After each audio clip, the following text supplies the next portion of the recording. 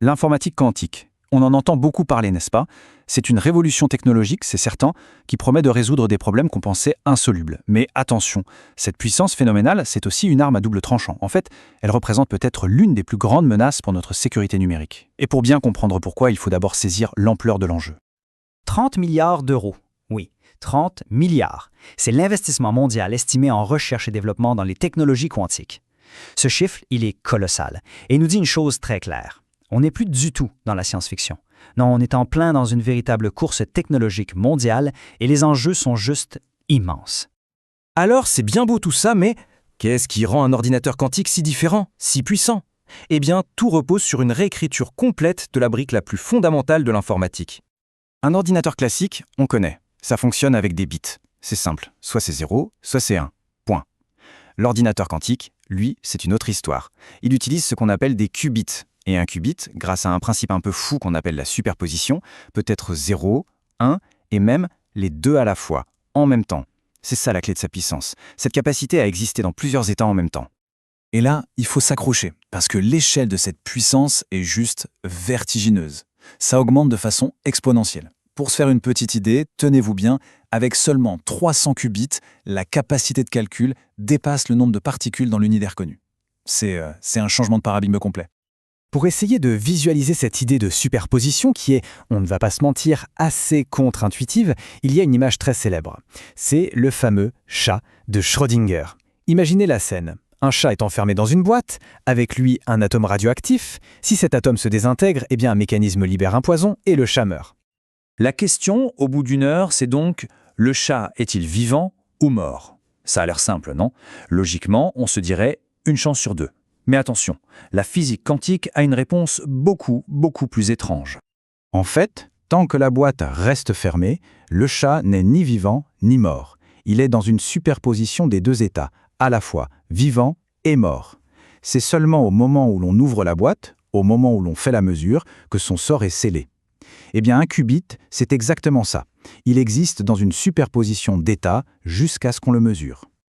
Cette puissance de calcul est incroyable, mais il y a un mais et il est de taille, car cette puissance a un revers de la médaille, un côté très sombre. En fait, elle menace de faire s'effondrer purement et simplement toute la cryptographie qui protège nos vies numériques. Voler aujourd'hui, décrypter demain. Cette phrase, elle fait un peu froid dans le dos, mais elle résume parfaitement la menace. Une menace invisible, mais déjà bien réelle.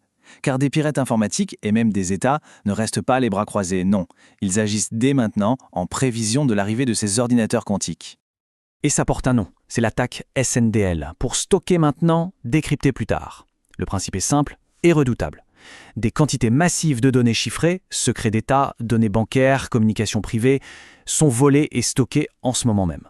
Les attaquants sont patients. Ils attendent simplement d'avoir la clé quantique pour tout déverrouiller. Parce que voilà le cœur du problème. Notre sécurité actuelle, comme le chiffrement RSA, repose sur des problèmes mathématiques qui sont extrêmement difficiles à résoudre pour nos ordinateurs classiques. Le souci, c'est que les ordinateurs quantiques, eux, sont par nature incroyablement doués pour résoudre précisément ce type de problème, et ce à une vitesse fulgurante. Ok, le constat est un peu angoissant.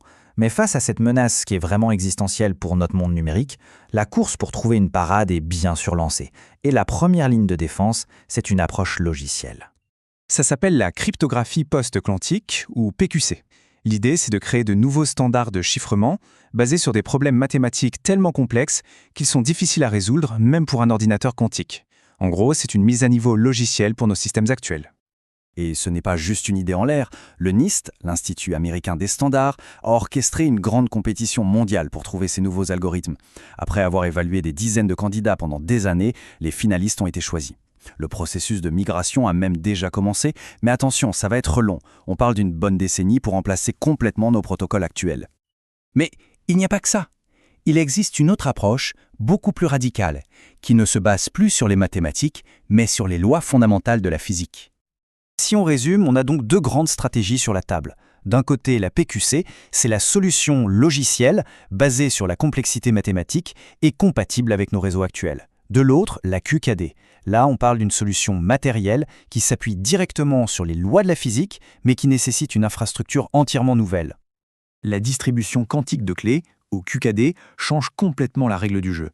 L'objectif n'est plus de rendre un problème mathématique difficile à résoudre. Non, L'idée, c'est d'utiliser la physique quantique pour rendre l'écoute clandestine physiquement impossible à cacher.